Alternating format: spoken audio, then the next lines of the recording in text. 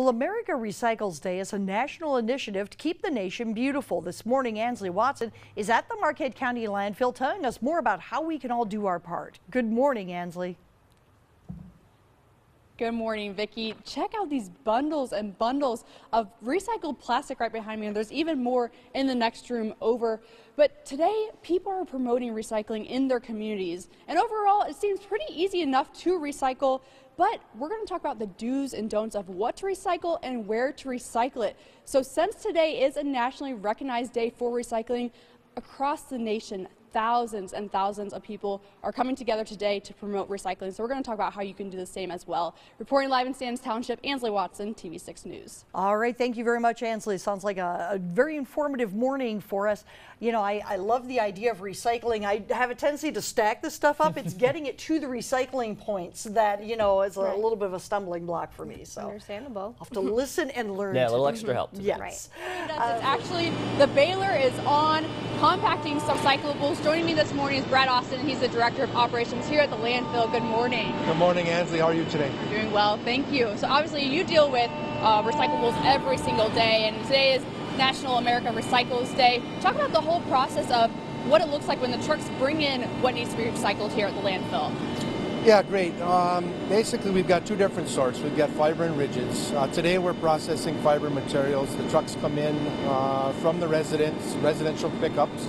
They come on the floor here and they dispose the material on the baler belt. And then the baler processes the material and we store it in our building, and when we get enough bales, we send it out for shipment. Now, you explained to me earlier that if we look behind us, there's a mixture of newspapers and cardboards. There's a cost effect to this too.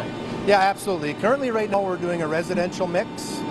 Down the road, what we're looking at doing is potentially separating the cardboard from the mixed paper.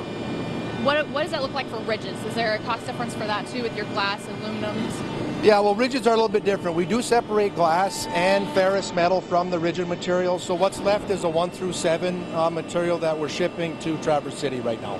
So the trucks come in, they dump the materials, then what does this machine do?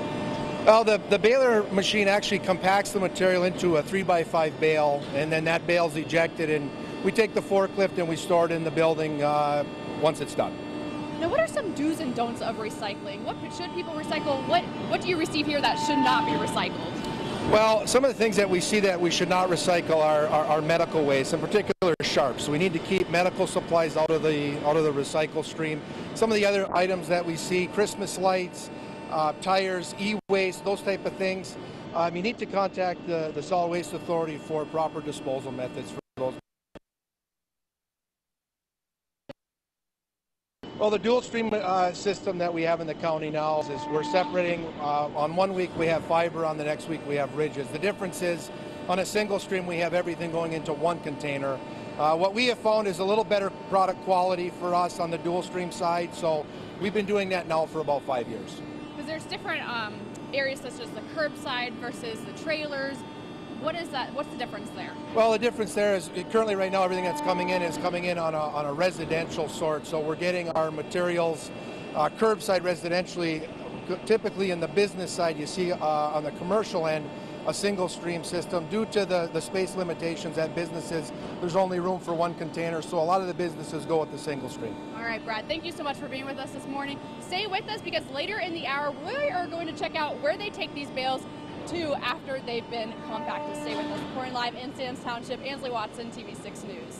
Great, thank you very much, Ansley, and we'll get caught up with her a little bit later on. It is a great time to start thinking about this. You know, holiday season, a lot of things are coming into the house new, so you might want to take a look at it. Wrapping paper, stuff you're ripping up. Yep. Sure. Welcome back. Thousands of people across America are doing their part to recycle and keep this world beautiful. Ansley Watson joins us now at the Marquette County landfill to talk more about America Recycles Day. Good morning, Ansley. Good morning, Sam. Thousands and thousands of pounds of paper products and plastic products come here to the landfill to be further recycled. Joining me this morning is Brad Austin, and he's the Director of Operations here. Good morning. Good morning, Ansley. How are you today? Doing well, thank you. So if we look over in this direction, the baler is going. Talk more about the process of once the cardboard and plastic comes in, what happens then further? Right, once the cardboard and the mixed paper hit the baler belt, then it's brought up the conveyor, as you can see.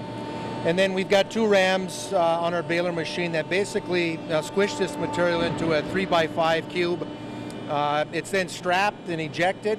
The bales are stacked with a forklift and prepared for shipment. This baler holds different hats. I mean, not only does it compact the recyclables, but the trash, regular trash, comes through here as well. Yeah, that's correct. Typically on some windier days, we'll utilize the baler for MSW baling. So it's utilized for plastic, fiber, and for household waste. Now, when we look over to our left here, obviously we see stacks and stacks of the plastic products here. You're telling me there's a difference of points within each plastic product.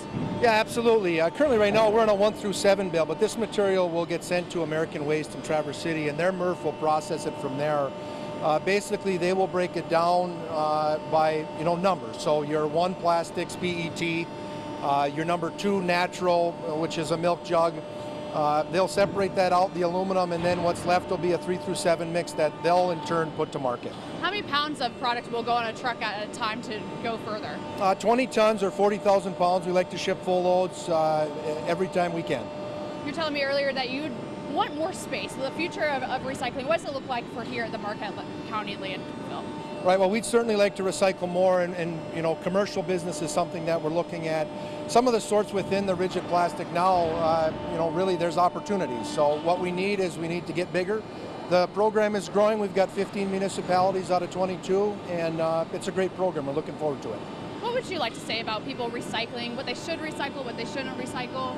Well, I think it's important to understand that, we get hung up at times on the value of the material. I think the more important thing to recognize is that the more material we keep out of the landfill, the longer the landfill will last, and that benefits all constituents in Marquette County. I found it interesting you said that recycling plastic bags here is actually not a good thing.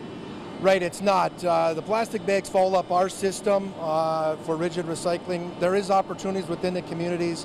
A lot of the businesses, Walmart, Super One, places like that, they have bins there. You can recycle your plastic bags there. Well, Brad, I just want to thank you so much for being with us this morning. Is there anything else you'd like to say? I'd just like to say thanks for coming out and take advantage of these community programs. County Dual Stream Recycling Program is strong, and we're looking forward to more recycling in the future. All right, thank you so much. Thank you. Reporting live in Sands Township, Ansley Watson, and we'll be back with more of your TV6 Morning News after the break.